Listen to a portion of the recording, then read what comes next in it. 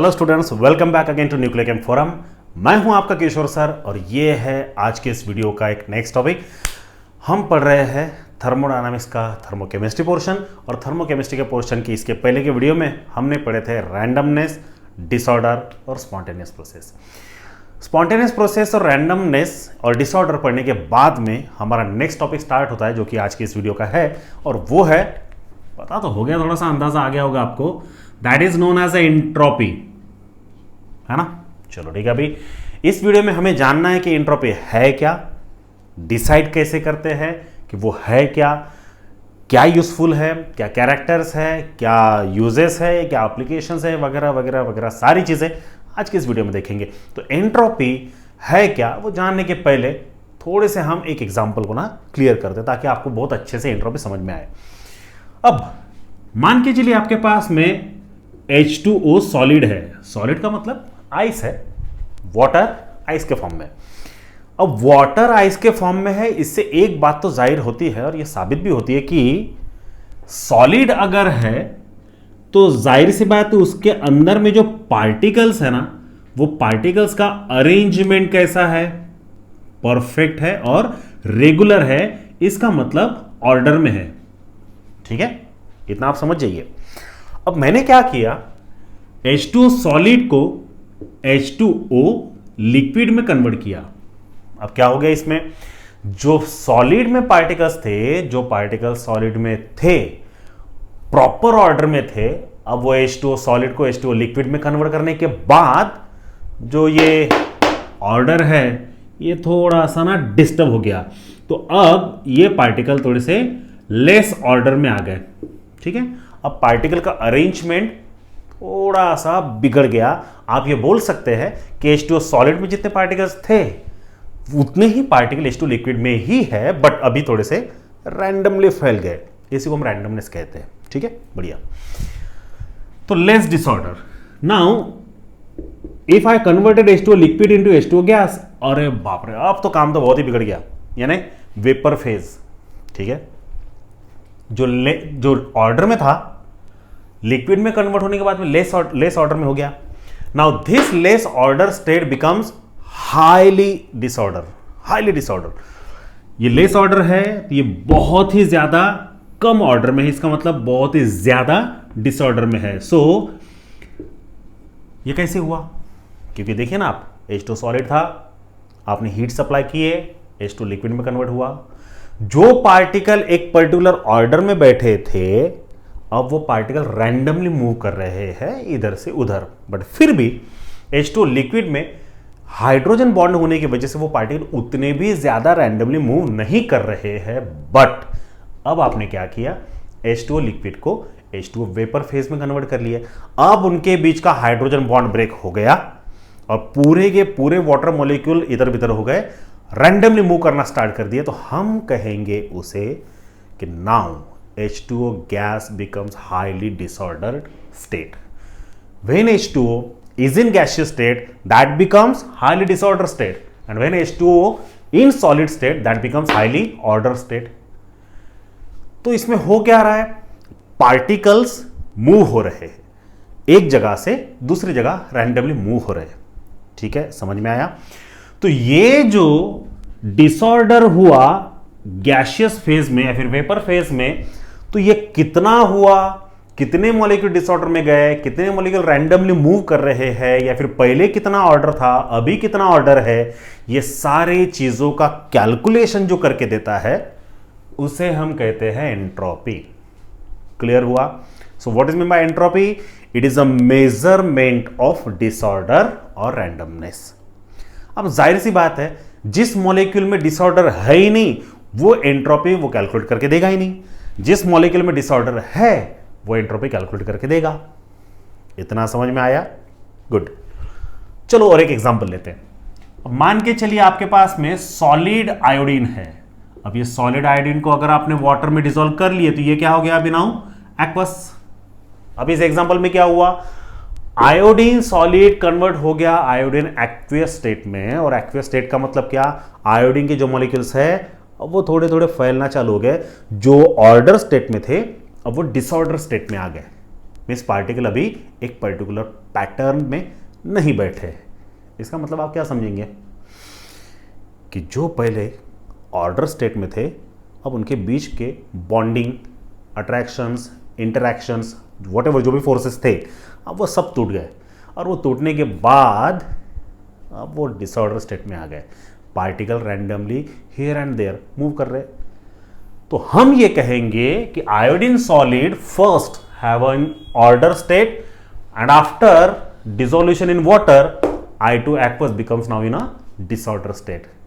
ठीक है, पहला एग्जांपल। दूसरा, आप एक काम करिए, हाइड्रोजन गैस है ना, ठीक है, और गैस के मॉलिक्यूल तो आपको पता है रैंडमली मूव करते रहते हैं। सॉलिड के कंपैरिजन में गैस का रैंडमनेस ज्यादा होता है, ये आपको भी पता है। फिर भी अब हाइड्रोजन गैस का डिसऑर्डर तो ऑलरेडी ज्यादा होगा, बट फिर भी मैंने क्या किया, हाइड्रोजन गैस को हीट किया और 2 हाइड्रोजन गैसियस एटम में उसे कन्वर्ट किया। अब देखिए, हाइड्रोजन गैस मान के चलिए सॉलिड फॉर्म में अगर आपने कन्वर्ट कर भी लिए जबरदस्ती से, तो वो ऑर्डर स्टेट में रहेगा। फिर आप उसे हीट करेंगे तो लिक्विड स्टेट में आएगा, तो थोड़ा सा डिसऑर्डर बढ़ेगा। फिर आप उसे और हीट करेंगे तो वो गैसियस स्टेट में कन्वर्ट होगा, मींस H2 गैस, तो वो और ज्यादा डिसऑर्डर स्टेट में होगा। और अगर मान के चलिए मैंने अगर उसे कुछ ज्यादा ही हीट दिया और हाइड्रोजन के बीच का बॉन्ड ब्रेक कर दिए, तो हाइड्रोजन गैसियस स्टेट का भी वो hydrogen atom in gaseous phase में हो जाएगा। तो एक हाइड्रोजन मॉलिक्यूल, सुन लीजिए अच्छे से, 1 hydrogen molecule will now get converted into 2 hydrogen atom. तो जहां पर एक मॉलिक्यूल था अब 2 मॉलिक्यूल हो गए, तो डिसऑर्डर बढ़ गया ना। तो ये कैसे बढ़ा, कितना बढ़ा, ये सब हम कैलकुलेट करते हैं एंट्रोपी के फॉर्म में। So entropy is a measurement of disorder और रैंडमनेस। ठीक है, ये हुआ, क्लैरिटी मिल गई आपको, बढ़िया। अब हमें ना थोड़ा सा डस्टर कहाँ है, हाँ, अब हमें थोड़ा सा ये जो एंट्रोपी है ना, इसे थर्मोडायनामिकल फॉर्म में देखना है। तो थर्मोडायनामिकल फॉर्म में ना आपको 3 चीजें बतानी है। कितनी? 3। सबसे पहली क्या लिखना है आपको, पहला पॉइंट मैं लिख रहा हूं, ठीक है, पहला पॉइंट, अकॉर्डिंग टू ये entropy is a thermodynamical quantity, ठीक है, याद रखिएगा। तो पहला पॉइंट आपका आएगा, एंट्रोपी इज ए थर्मोडायनामिकल क्वांटिटी, यानी थर्मोडायनामिक इस पोर्शन में, थर्मोडायनामिक्स जितनी भी आप स्टडी करेंगे उसमें एंट्रोपी की स्टडी की जाएगी। ठीक है, so entropy is a thermodynamical property which can measure disorder या फिर रैंडमनेस। किसी भी मॉलिक्यूल का डिसऑर्डर कितना हुआ या फिर कितना होने वाला है, रैंडमनेस कितना हुआ या फिर कितना होने वाला है, ये कैलकुलेट करके देता है एंट्रोपी, राइट। ठीक है, so entropy is a thermodynamical quantity property which measures disorder, पहला पॉइंट। सेकेंड पॉइंट, अब एंट्रोपी जो है ना, आप किसका कैलकुलेट करेंगे, जिसका ज्यादा डिसऑर्डर स्टेट में होगा। अब ज्यादा डिसऑर्डर स्टेट किसका है, प्रोडक्ट का है, दिख रहा है ना आपको।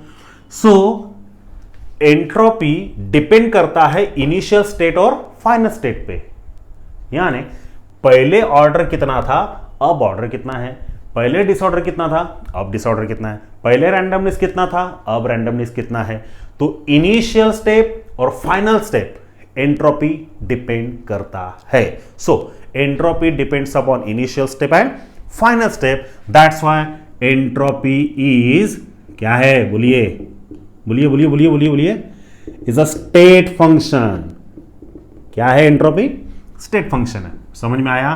और तीसरा सबसे इंपॉर्टेंट, सबसे इंपॉर्टेंट, और ये तो कॉमन सेंस आप लगा सकते हैं, है ना, आप मेरे सब्सक्राइबर है। चलो, हाइड्रोजन क्या है, गैसियस स्टेट में, यहाँ पर 2 गैस हाइड्रोजन 2 एटम में कन्वर्ट हो गया। इसके पहले हमने एग्जांपल लिखे थे, याद है। अब मान के चलिए आपके पास में एक मॉलिक्यूल है वाटर का जो सॉलिड फॉर्म में, अब उसे आपने ना गैस में कन्वर्ट किया, तो एक मॉलिक्यूल के कितने सारे पार्टिकल्स में कन्वर्ट होते हैं ना वो, है ना। तो हम क्या कर रहे हैं ना, क्वांटिटी मेजर कर रहे हैं, पहले कितना था अब कितना मिला। जाहिर सी बात है अगर ज़्यादा मिला तो एंट्रोपी मिलेगी या फिर एंट्रोपी आपको कैलकुलेट करने मिलेगा। तो ये सारी की सारी प्रॉपर्टी सीधी डिपेंड करती है अमाउंट पे। और आपको पता है कि ऐसी प्रॉपर्टी जो अमाउंट ऑफ सब्सटेंस पे डिपेंड करती हो, क्या कहते उसे, क्या कहते, बोलिए? इट्स एन एक्सटेंसिव प्रॉपर्टी, है ना? द प्रॉपर्टी स्पेलिंग प्रॉपर्टी, ठीक है। So entropy is an extensive property because entropy depends upon amount of substance, ठीक है। Entropy is a state function because it depends upon initial step and final step. Entropy is a thermodynamical property which measures disorder or randomness. ये है थर्मोडायनामिकल definition entropy का। अब इसमें दो बातें हमें जानना है, सुनिए अभी अच्छे से, ठीक है? दो बातें बता, इसे मिटा दूं मैं, चलो स्क्रीनशॉट ले लीजिए, इसका स्क्रीनशॉट लीजिए और इसे अच्छे से लिखिए, मिटा रहा हूं मैं, ठीक है? 1 2 3 ओके, ले लिया। चलिए नाउ स्टूडेंट्स, अभी हमें देखना है इसका ना फॉर्मूला कैसे आता है। देखिए दो चीजें, पहला हीट। अब हीट की अगर बात करें तो कोई भी सब्सटेंस जब हीट एब्सॉर्ब करता है, लाइक सिस्टम सराउंडिंग से हीट एब्सॉर्ब करता है, तो वो मॉलिक्यूल दूसरे मॉलिक्यूल में कन्वर्ट होता है जिसका एंट्रोपी बढ़ता है। सो अगर कोई मॉलिक्यूल हीट को एब्सॉर्ब करेगा तो जाहिर सी बात है भैया उसका एंट्रोपी बढ़ेगा, क्योंकि डिसऑर्डर बढ़ेगा ना।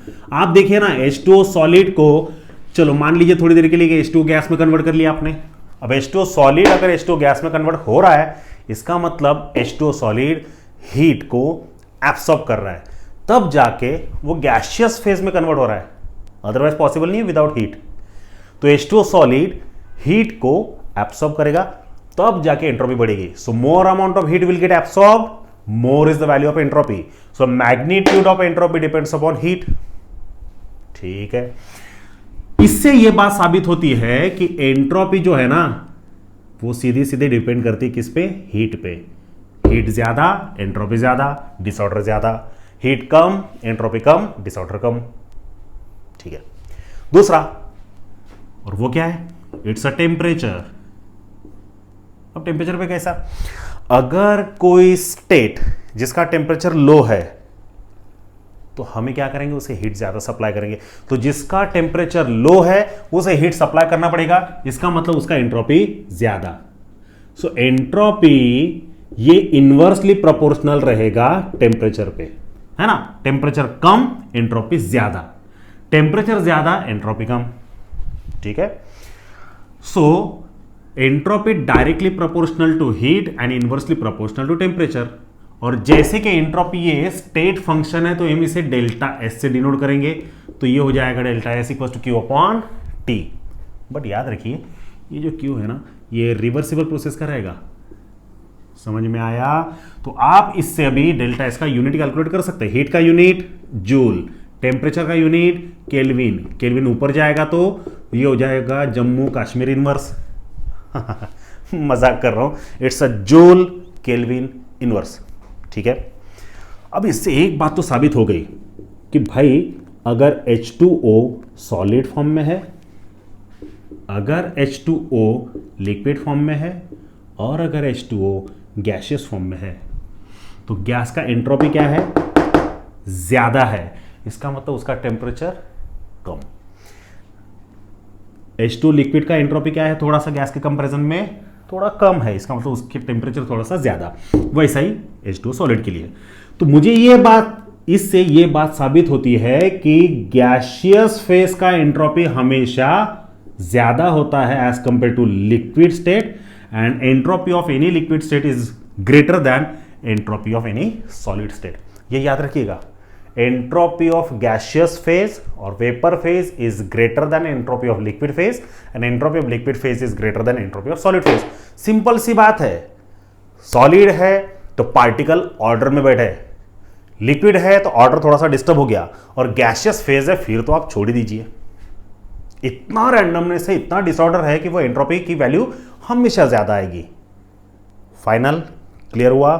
डन, बढ़िया, ये समझ में आ गया? बहुत अच्छे, ठीक है। अब इसे मैं मिटा दे रहा हूं पूरी तरह से। और अगर आपको इसका डिटेल डिस्क्रिप्शन चाहिए ना तो डिस्क्रिप्शन में देखिए ज़रा, मैंने वहाँ पर नोट्स लिख कर दिए हैं, आप वो पढ़ सकते हैं। चलो ठीक है, तो यूनिट भी याद रखिएगा और सारी चीजें। अब हमें देखना है कि ये जो एंट्रोपी है ये स्पॉन्टेनियस और नॉन स्पॉन्टेनियस प्रोसेस कैसे डिसाइड करता है। चलो ठीक है, वो भी बता देता हूं मैं आपको। तो अगर आपको एंट्रोपी कैलकुलेट करना है ना, तो सुनिए, डेल्टा एस टोटल कैलकुलेट करना है तो डेल्टा एस टोटल का एक सेपरेट फॉर्मूला है जिसका डेरिवेशन हम बाद में पढ़ेंगे, और वो क्या है, delta S of system plus delta S of surrounding, ये एक फॉर्मूला है। अब मैं आपको एक बात बता दूं, चलो एक एग्जांपल लेते हैं। आपके पास में हाइड्रोजन गैस है और दूसरे सिलेंडर में नाइट्रोजन गैस है, ठीक है। हम एवोगैड्रोस लॉ नहीं पढ़ रहे, बाद में देखेंगे, फिलहाल यहां तो एक सिलेंडर में हाइड्रोजन गैस है, दूसरे सिलेंडर में नाइट्रोजन गैस है। Now in this cylinder hydrogen is in a order state and in this cylinder nitrogen is in order state, but when they allow to mix with each other, मान लीजिए पहले जो hydrogen gas cylinder में pack थी, sealed थी, तो वो ज्यादा ऑर्डर स्टेट में था, है ना, ऑर्डर स्टेट में था। नाइट्रोजन गैस जब सिलेंडर में सील्ड थी तो उसका भी स्टेट काफी ज्यादा ऑर्डर में था।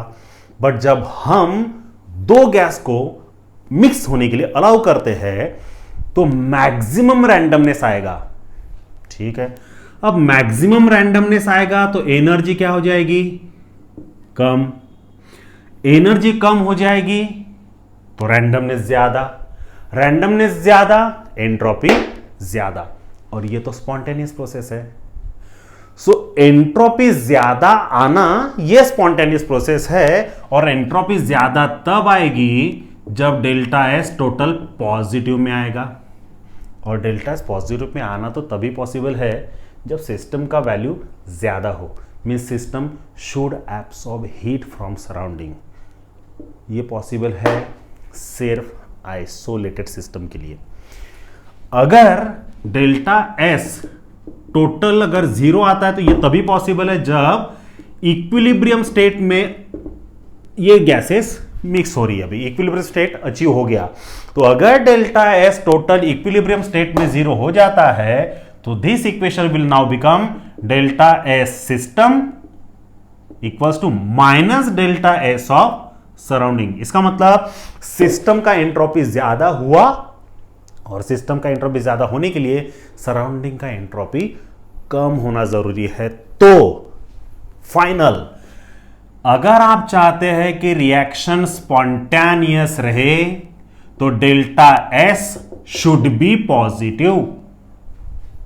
अगर आप चाहते हैं कि सिस्टम यानी सिस्टम में जो भी रिएक्शन होगी वो अगर स्पॉन्टेनियस रहना चाहती है, so delta S should be positive.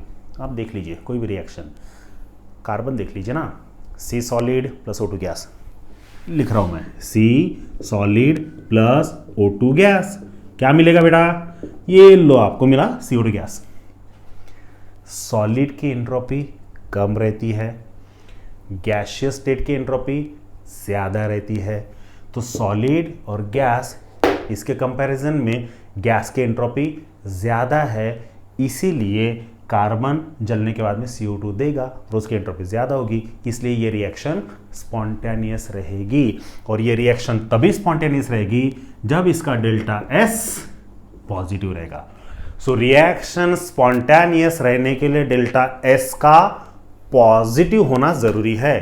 याद है इसके पहले की वीडियो में हमने पढ़े थे कि there are total 2 driving forces, exothermicity, endothermicity and disorder, है ना। तो हमने वहां पे तय नहीं कर पा रहे थे, पर फिर भी मैंने आपको वहां पर 2 पॉइंट बताए थे। क्या, system should have minimum energy, second, and system should achieve maximum disorder. तो ये सिस्टम में देखिए, ये रिएक्शन में CO2 ने ज्यादा डिसऑर्डर अचीव किया, इसलिए ये रिएक्शन स्पॉन्टेनियस है, जो डेल्टा एस पॉजिटिव है। क्लियर हुआ? ठीक है।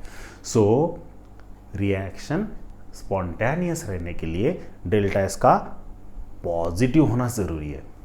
इतना क्लियर हुआ स्टूडेंट्स? बढ़िया। चलो ठीक है, तो हमें पहला ड्राइविंग फोर्स मिल गया, हमें पहला ड्राइविंग फोर्स मिल गया, कौन सा? डेल्टा एस का पॉजिटिव होना। चलो फिर ठीक है, तो अब एक बात तो समझ में आ गई कि डेल्टा एस अगर किसी भी रिएक्शन का पॉजिटिव होगा तो वो रिएक्शन स्पॉन्टेनियस कहलाएगी। तो यहां पर लिखता हूं मैं, for spontaneous reaction delta S should be positive. चलो अभी दूसरे फैक्टर की बात करते। अब बात करते हम किसका? एंट्रोपी एंड वर्सेस नहीं, एंड एनर्जी। अब मैं आपको इसके पहले एक बात बताई थी पिछले वीडियो में, और वो बात ये थी कि energy always inversely proportional to stability. उल्टा भी बोल सकते हैं आप, stability is always inversely proportional to energy. जिस रिएक्शन में स्टेबिलिटी आना चाहते हैं तो उसका एनर्जी कम होना जरूरी है। मींस अगर कोई रिएक्टेंट रिएक्ट होके प्रोडक्ट में कन्वर्ट होता है, ठीक है, अगर कोई रिएक्टेंट रिएक्ट होके प्रोडक्ट में कन्वर्ट होता है और उस प्रोडक्ट का एनर्जी कम होगा तो उस प्रोडक्ट का स्टेबिलिटी ज्यादा आएगा। आप सोचिए ना, कार्बन जलने के बाद में CO2 ही क्यों बनता है? क्योंकि कार्बन को पता है कि मैं अगर जलूंगा और CO2 बनूंगा तो मेरे जिंदा रहने के चांसेस ज्यादा है, स्टेबिलिटी अचीव करना पॉसिबल है। तो मान के चलते अभी यही एग्जांपल रिपीट करते हैं। So C solid when oxidises in presence of oxygen it will gives you CO2। तो यहां पर देखिए ये क्या है? Burning, combustion. इस रिएक्शन में CO2 गैस बन रहा है और इस रिएक्शन का डेल्टा एच क्या है? निगेटिव। अब डेल्टा एच निगेटिव क्यों आया? क्योंकि देखिए ना, डेल्टा एच का फॉर्मूला है HP माइनस HR। अब डेल्टा एच निगेटिव क्यों आता है? क्योंकि रिएक्टेंट का एंथैल्पी ज्यादा है, मींस हीट ज्यादा है, एनर्जी ज्यादा है, और प्रोडक्ट का एंथैल्पी क्या है? कम है। इसीलिए कार्बन हमेशा कन्वर्ट होगा CO2 में, और कार्बन को CO2 होने में ज्यादा तकलीफ भी नहीं होगी, बहुत ही जल्दी कन्वर्ट होता है। क्योंकि कार्बन को पता है मैं अगर CO2 बन जाऊं तो मैं ज्यादा स्टेबल रहूंगा, क्योंकि मैं रिएक्टेंट हूं और मुझसे ही मिलने वाला जो प्रोडक्ट उसका एनर्जी कम है, और एनर्जी अगर कम है स्टेबिलिटी ज़्यादा है, और ऊपर से एंट्रोपी भी ज़्यादा है। तो इससे एक बात साबित होती है कि रिएक्शन स्पॉन्टेनियस रहने के लिए डेल्टा एच का निगेटिव होना ज़रूरी है। So all those reactions which are exothermic is a spontaneous reaction. All those reactions having delta S positive are spontaneous reactions. तो हर वो रिएक्शन जिसका डेल्टा एच निगेटिव है वो एक्सोथर्मिक रिएक्शन है, और हर एक्सोथर्मिक रिएक्शन स्पॉन्टेनियस रिएक्शन है। हर वो reaction जिसका डेल्टा एस पॉजिटिव है वो हर रिएक्शन स्पॉन्टेनियस है।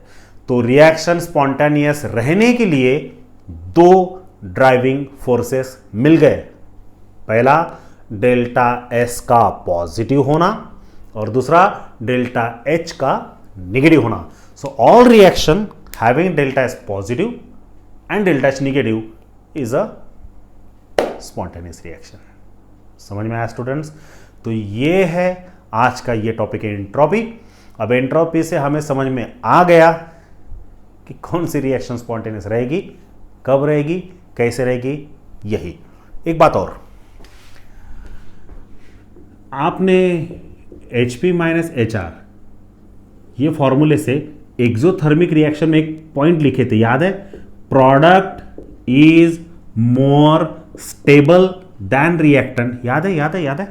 एक्सोथर्मिक रिएक्शन एंडोथर्मिक रिएक्शन का, हीट ऑफ रिएक्शन का मेरा एक सेशन है, शायद सेशन नंबर 20, 21, 22, 23, इसमें से कुछ तो भी एक है। आप वो देखिए जरा, उसमें मैंने कहा है और ये साबित भी किया है कि प्रोडक्ट का एंथैल्पी हमेशा कम होता है, इसलिए वो सबसे ज्यादा स्टेबल होता है। क्यों स्टेबल होता है? क्योंकि उसका अंदर का एनर्जी ही कम होता है ना, और जिसके अंदर एनर्जी कम उसकी स्टेबिलिटी ज्यादा। तो यार मुझे पता है कि मेरा जो प्रोडक्ट होगा वो सबसे ज्यादा स्टेबल है, तो मैं प्रोडक्ट ही बनाने की कोशिश करूंगा ना, है ना? हाँ ठीक है। कोई भी रिएक्शन लीजिए आप, कोई भी रिएक्शन, तो हर वो रिएक्शन जिसका प्रोडक्ट स्टेबल है वो रिएक्शन हमेशा फॉरवर्ड डायरेक्शन में जाएगी, हमेशा। So all reaction which are spontaneous should have delta H negative and delta S positive. इतना क्लियर हुआ? कोई दिक्कत है, समस्या अगर होगी तो कमेंट सेक्शन में लिखकर भेजिए। डिस्क्रिप्शन बॉक्स में डिटेल डिस्क्रिप्शन पढ़िए जो मैंने अपने नोट्स का लिख कर दिया है। आपको अगर नोट्स चाहिए है तो मुझे मेल भेजिए, मैं मेल आईडी से आपको वो पीडीएफ फाइल सेंड कर दूंगा, ठीक है। तो ये है आज की इस वीडियो का एंट्रोपी नाम का टॉपिक, और यहाँ पर ये एंड होता है। इसके बाद के वीडियो में इसी से रिलेटेड कुछ डेरिवेशंस पढ़ेंगे या फिर और भी कुछ जो नया टॉपिक होगा ना उसको पढ़ेंगे। ओके स्टूडेंट्स, तो मिलते हैं नेक्स्ट वीडियो में। Till then goodbye, thank you so much.